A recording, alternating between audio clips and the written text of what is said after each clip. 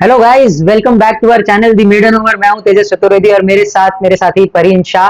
तो जैसा कि हमने पिछले वीडियो में डिस्कस किया था कि हम टीम्स के स्क्वाड, जो वर्ल्ड कप स्क्वाड है, उसके बारे में डिटेल में डिस्कशन करेंगे। तो आज हम दो टीम जो हमें लगता है कि बहुत ही फॉर्मिडेबल टीम है, साउथ अफ्रीका और इंग्लैंड, उसके बारे में डिस्कस करने के लिए ये वीडियो बना रहे हैं। तो साउथ अफ्रीका से अगर हम शुरुआत करें परीन, तो आपको क्या लग रहा है, आप साउथ अफ्रीका को कहाँ तक जाते हुए देखते हैं और क्या आप इस टीम से सेटिस्फाइड हैं? सबसे पहले मैं कहना चाहूंगा कि साउथ अफ्रीका की जो टीम है इस बार सिलेक्शन उन्होंने जो किया है वो बहुत ही बैलेंस टाइप का सिलेक्शन किया है। तो मैं तो काफी इंटरेस्ट हूँ उनके सिलेक्शन की स्ट्रैटेजी से। कहाँ तक वो टीम जाएगी वो तो बिल्कुल हर वीडियो में यही बोलता हूँ, वक्त ही बताएगा। मैं क्या चाहता हूँ वो मैं आपको बताता हूँ। मैं जरूर चाहता हूँ ये टीम बहुत आगे तक जाए, बिकॉज जिस टाइप का ब्रांड ऑफ क्रिकेट ये खेलते हैं वो मुझे बहुत ज्यादा पसंद है। मुझे मार्करम एज ए कैप्टन की चॉइस भी बहुत ज्यादा पसंद है। तो उनका ऐसे T20 में भी दो ही टूर्नामेंट हुए हैं ऐसे T20 के, और दोनों एडन मार्करम की ही टीम जीती है। तो मुझे लगता है कि अच्छे कैप्टन है, अच्छा अच्छा ओवरऑल वाइब है स्क्वाड के आसपास मुझे लगता है। तो ठीक है मतलब, और उनका जो सिलेक्शन है ये भी काफी बोल्ड सिलेक्शन है। तो जैसे मैं कहना चाहूंगा, जैसे ओपनिंग में कॉम्बिनेशन जो है इनका, रायन रिकल्टन को मैं चाह रहा था कि ले आएं, और वही हुआ है। उनका जो साउथ अफ्रीकन T20 लीग में जो प्रदर्शन रहा उसके बेसिस पे रायन रिकल्टन को लिया है। तो काफी अच्छा सिलेक्शन का जो स्ट्रैटेजी है। और बॉलिंग में मैं कहना चाहूंगा पहली बार ऐसा कभी हुआ होगा कि साउथ अफ्रीका की टीम तीन स्पिनर के साथ तीन स्पिनर से साथ जा रही है साउथ अफ्रीकन टीम। हाँ।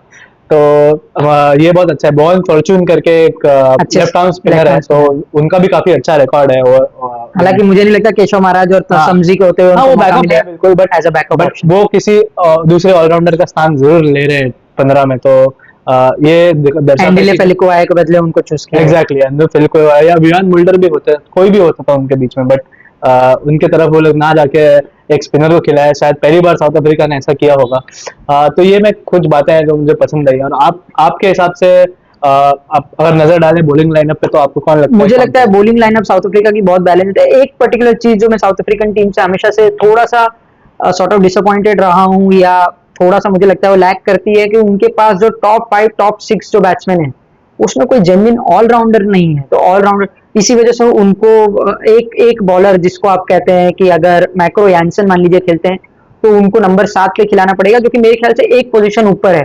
अगर उनके टॉप 5 बैट्समैन में से कोई एक बॉलर, माकरम हालांकि डालते हैं, लेकिन उनको भी आप वो उस मैक्सवेल या उस तरह के पार्ट टाइमर्स की श्रेणी में नहीं डाल सकते जो हर मैच में आपको एश्योर कर रहे हैं कि 2 ओवर 3 ओवर। तो साउथ अफ्रीका की मुझे लगता है ये सबसे बड़ी कमजोरी रही है, और पिछले टूर्नामेंट्स में भी इसी इशू की वजह से, अगर आप देखें तो जब बबूमा खेल रहे थे, कैप्टन थे, तो उन्हें रिजा हेंड्रिक्स को बाहर बिठाना पड़ जा रहा था, क्योंकि कोई ऐसा शुरू के 5-6 प्लेयर्स में से कोई ऐसा नहीं है जो बॉलिंग की भी भूमिका निभा पाए। और यही मुझे लगता है ये एक पर्टिकुलर चीज है कि मैक्रो एंसन बहुत जल्दी, तो किसी दिन अगर मान लीजिए, हालांकि बहुत ही स्टार स्टडेड बैटिंग लाइनअप है उनकी और बहुत ही हैवी बैटिंग लाइनअप है, लेकिन किसी दिन मान लीजिए अगर उनकी बैटिंग लाइनअप नहीं चलती, तो उनका टेल बहुत लंबा है, ऐसा मेरा ओपिनियन है। तो मुझे लगता है कि बॉलिंग उनकी बहुत अच्छी है, बॉलर्स सारे कवर्ड हैं। अगर केशव महाराज खेलते हैं तो अच्छे बॉलर हैं, कबरे शमजी हैं, कगिजो रबाडा हैं, हेराल्ड कोत्सी भी हैं, और मैक्रो यानसन है। तो मुझे लगता है यही 5-6 बॉलर्स ज्यादातर खेलेंगे प्लेइंग 11 में। तो काफी सेटल टीम नजर आ रही है। हालांकि मैं पर्सनली चाहता था कि राशि वेंडरडूसन टीम में हो, क्योंकि मुझे ऐसा लगता है कि वो तीनों फॉर्मेट के प्लेयर हैं। तो राशि का होना मुझे लगता है कि एक तरह से राशि को नहीं रखना मुझे लगता है थोड़ा सा अनफॉर्चुनेट है। हालांकि उन्होंने अपना कॉल लिया, लेकिन मैं पर्सनली राशि को चाहता था इस टीम में। आपका क्या ओपिनियन है? मैं भी आपसे बिल्कुल सहमत हूँ, क्योंकि राशि जो है वो हर एक फॉर्मेट में एक अपने गेम को इवॉल्व भी जरूर करते हैं। ऐसा ना कि बाबर आजम की तरह एक ही टेम्पलेट में खेले हो। हाँ। तो राशि का जो बल्लेबाजी करने का जो ढंग है हर फॉर्मेट में चेंज होता है। तो ये अडेप्टेबल प्लेयर है और ऑल कंडीशंस वाले प्लेयर है। स्पिन को भी अच्छे से खेलना जानते हैं। तो और नंबर 3 पे मुझे लगता है वो खेल सकते थे, बट कोई बात नहीं। ओवरऑल जो बैटिंग लाइनअप है उससे मैं फिर भी खुश जरूर हूँ। और पेस बॉलिंग में अनरिक नॉटके एंड्रिक नोकिया। और कगिसो रबाडा का जो कगिसो रबाडा। कॉम्बिनेशन है, जो दिल्ली को आईपीएल में काफी फल आया था उनको इस बात का।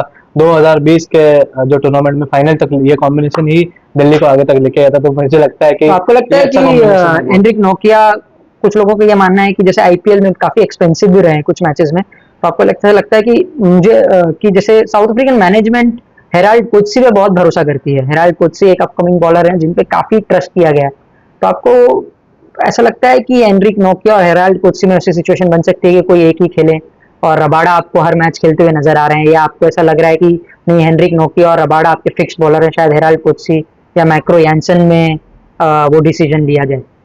मुझे लगता है मार्को एंसन की जगह इस 11 में बिल्कुल निश्चित इसलिए है बिकॉज वो एक ऑलराउंडर अकेले है पूरे स्क्वाड में। तो वो एक कड़ी है बैट्समैन और बॉलर के बीच में की, तो उनको तो खिलाना ही है। तो अगर किसी किसी कॉम्बिनेशन से अगर उतरेंगे तो उनको दो में से सिलेक्शन करना होगा, तो इसी में होगा अनरिक नोकिया और तेराल कोडसे में। और मुझे लगता है कि स्टार्टिंग 11 में अनरिक नोकिया को वो प्रेफर करेंगे, ये मैनेजमेंट का कॉल होगा।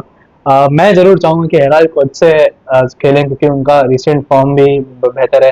2023 के विश्व कप में भी अच्छा प्रदर्शन उनका रहा है। तो पर आप ये सरप्राइज नहीं होइएगा कि अगर रबाडा ही टीम में ना हो स्टार्टिंग रबाडा। 11 में, क्योंकि मुझे लगता है अमरिक नोकिया रबाडा से बेटर T20 बॉलर जरूर है। एक डेथ बॉलिंग की जरूरत ज्यादा है इनको, क्योंकि मार्को एंसन तो पावर प्ले में डालेंगे, तो अच्छे डेथ बॉलर तो नोकिया ही है, हालांकि बहुत ही महंगे साबित हुए हैं वो।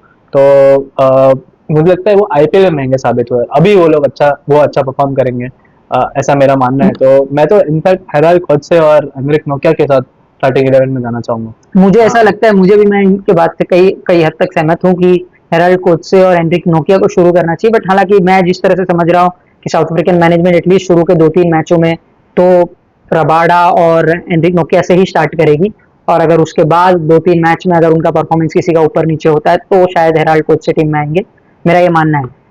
तो coming back to English team के बारे में आपका क्या कहना है? उन्होंने भी अपना स्क्वाड अनाउंस किया है। बेन स्टोक्स हालांकि नहीं है टीम में, तो आपको क्या लगता है बेन स्टोक्स का ना होना कितना कितना प्रॉब्लम क्रिएट कर सकता है? और बाकी आपको इंग्लिश टीम कैसी होती हुई दिख रही है, और क्या लग रहा है, क्या चांसेस है इंग्लिश टीम के? तो जैसे कि हमने पिछले वीडियो में भी कवर किया है इंग्लैंड के बारे में, मुझे लगता है कि बहुत ज्यादा मजबूत टीम है। मैं सरप्राइज नहीं हुआ कि वो बहुत आगे तक टूर्नामेंट में जाएगी। बहुत ही बैलेंस स्क्वाड है, और उनका जो 2022 के बाद ही स्ट्रैटेजी थी बेन स्टोक्स को T20 में ना खिलाना, क्योंकि वो उनका पूरा फोकस अब टेस्ट पे ही है। तो वर्कलोड मैनेजमेंट के चलते बेन स्टोक्स ने इस फॉर्मेट से रिटायर भी किया। तो मुझे लगता है बहुत ही अच्छा डिसीजन है उनका, और उनकी कमी नहीं खेलेगी जिस तरह का अभी टीम कॉम्बिनेशन है। मिडिल ऑर्डर में हैरी ब्रूक और लिविंगस्टोन की जगह तय है बिल्कुल। तो और ऑलराउंडर के रूप में मोइन अली और सैम करन भी रहेंगे उनके साथ में। तो और क्रिस जॉर्डन एक नंबर 8 पे बल्लेबाजी करते हुए डेथ बॉलिंग का जो दारोमदार है वो संभालेंगे। तो ओवरऑल सारे बेसिस मुझे यहाँ पे कवर लग रहे हैं। जिस तरह की उनकी जो गेंदबाजी है उसमें भी जोफ्रा आर्चर है। तो बेन स्टोक्स एक सिर्फ बिग मैच प्लेयर, टेम्परामेंट के हिसाब से उनकी शायद कमी खल सकती है बिल्कुल, बट टीम कॉम्बिनेशन के हिसाब से और रिसोर्सेज के हिसाब से काफी सेटल्ड। और जॉस बटलर एज ए कप्तान मुझे बहुत ज्यादा पसंद है। मुझे लगता है उनका जो टेम्परामेंट है, ऐसा मैंने पहले भी कहा है कि टेम्परामेंट उनका थोड़ा MS Dhoni school of temperament से इंस्पायर्ड है। वो काफी काम है और अपने इमोशंस को ज्यादा नहीं T20 के बहुत ही आइडियल कप्तान माने जाते हैं जॉर्ज बटलर माने जाते हैं। तो और जैसे हमने देखा कि फिल सॉल्ट और विल जैक्स दोनों ही बहुत ज्यादा अच्छे फॉर्म में अपने अपने फ्रेंचाइजीज के लिए। तो टॉप 3 उनका काफी अच्छा दिख रहा है मुझे। पावर प्ले में बहुत ज्यादा विस्फोटक बैटिंग होगी। जॉनी बेयरस्टो एक बैकअप ओपनर तो है ही, और एक मिडिल ऑर्डर के बैट्समैन बैकअप के हिसाब से भी है। तो अगेन एक प्लेयर दो अलग अलग पोजीशंस में खेलने के लिए यहाँ पे चुना गया है। तो इसी रीजन से मुझे लगता है टीम सिलेक्शन काफी अच्छी हुई है। जॉनी बेयरस्टो शायद बैकअप ओपनर के रूप में ज्यादा सिलेक्ट किए गए, ये बात मैं मानता हूँ, बट उनकी जगह शायद 11 में नहीं बनती, क्योंकि विकेट कीपर जॉस बटलर होंगे ऐसा मुझे लगता है। स्टम्प्स के पीछे से कैप्टनसी करना उनको बहुत ज्यादा पसंद है, और जिस तरह 2022 में विश्व कप दिलाया है उन्होंने, हालांकि वो पूरा टीम कॉम्बिनेशन अलग था, कंडीशन अलग था, बट ये भी काफी सेटल्ड यूनिट मुझे लगता है। आपका क्या मानना है इसके ऊपर? आप कौन से टीम सिलेक्शन से सबसे ज्यादा सरप्राइज थे इस इंग्लैंड वाले? नहीं, मैं इंग्लिश टीम से तो ऐसा कुछ सरप्राइज मुझे इंक्लूजन ऐसा लगा नहीं। बेन स्टोक्स के जाने के बाद जो टीम कॉम्बिनेशन उन्होंने बनाया हुआ है, मैं इंग्लिश टीम के बॉलिंग से थोड़ा सा मुझे लग रहा है कि उनकी बॉलिंग थोड़ी सी वीक है, क्योंकि अक्सर ऐसा देखा जाता है कि इंग्लैंड टीम की बैटिंग तो काफी विस्फोटक होती है, लेकिन बॉलर्स भी उतने ही तेजी से रन देते हैं।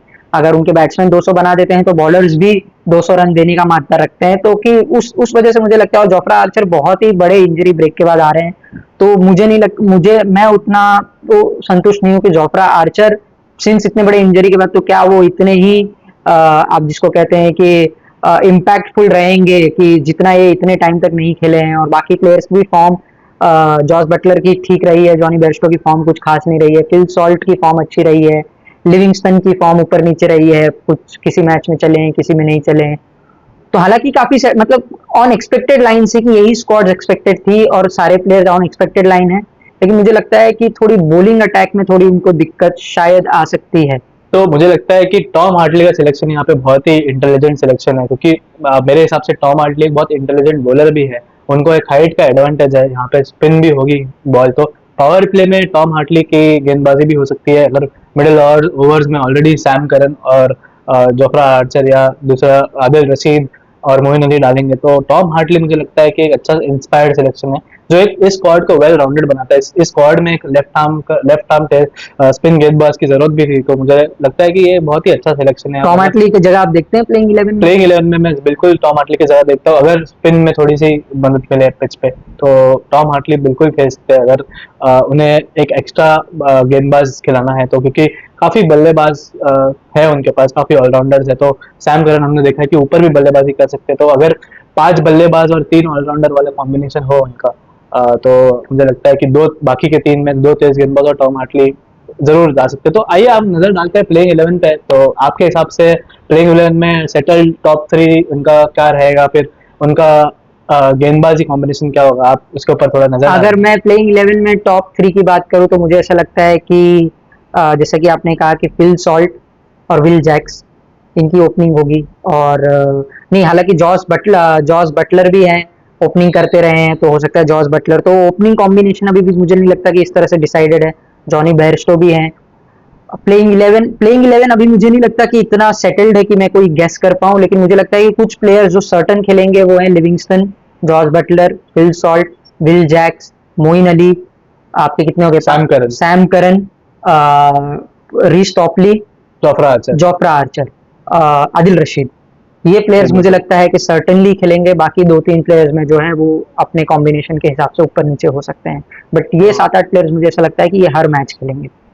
तो इसी वजह से मुझे लगता है कि ये जो 7-8 प्लेयर का कोर है, और जॉर्ज बटलर की कप्तानी और करंट फॉर्म जो विल जैक्स और फिल सॉल्ट का है, और ओवरऑल मुझे जो लगता है एक मूड इन द कैंप है, वो इंग्लैंड का काफी अच्छा नजर आता है। और मुझे लगता है कि 2010 में जो विश्व कप हुआ था, वेस्ट इंडीज में इंग्लैंड नहीं जीता था, तो उनकी हैप्पी मेमोरीज जरूर, ये कोई उसी स्क्वाड में से कोई है नहीं, बट एक उनको रेफरेंस पॉइंट जरूर मिलेगा। तो आगे तक जाने का यहाँ पे सारे लक्षण नजर आ रहे हैं मुझे।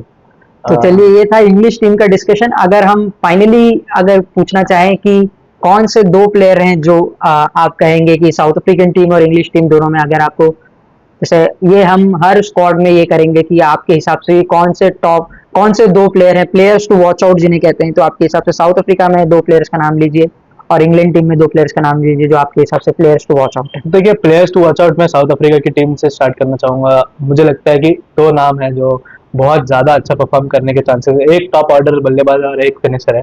तो रायन रिकल्टन जो विकेट कीपर भी है और बहुत ही ज्यादा विस्फोटक बल्लेबाजी करता है, उनका जो गेम है वो बहुत ही अलग है बाकी लोगों से। तो मुझे लगता है रायन रिकल्टन।